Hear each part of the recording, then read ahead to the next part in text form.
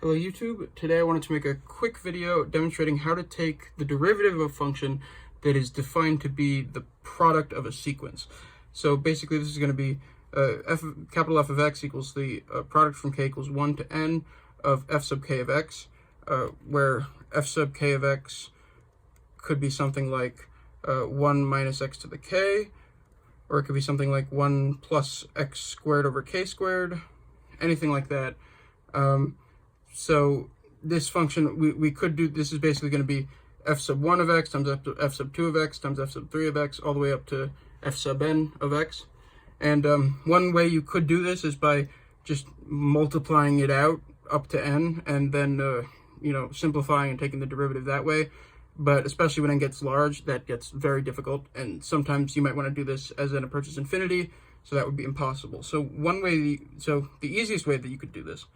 is to say f of x, we'll rewrite it as the product from k equals 1 to n. F sub k of x is going to be the same thing as e to the ln of f sub k of x. Now this makes things a lot easier because now we've got a product of e to the power of different powers, which by exponent rules is going to be the same thing as e to the sum of those powers. So that's going to be the sum from k equals 1 to n of ln of f sub k of x. So now we can take the derivative of e to something really easily, and we can work with sums much easier than we can work with products. So f prime of x is going to be the original thing, e to the sum from k equals 1 to n of ln of f sub k of x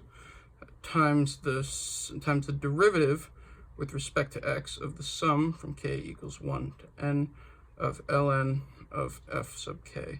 of x. Now basically this we know is going to be the same thing as the original function, so that means f prime of x equals f of x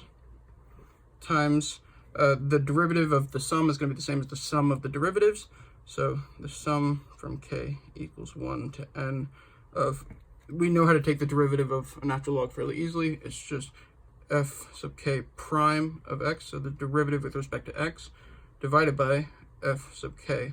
of x. And there you have it. So the product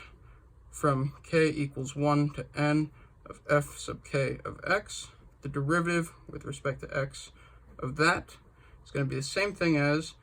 the product itself from k equals 1 to n of f sub k of x times the sum from k equals 1 to n of f prime sub k of x over f sub k of x.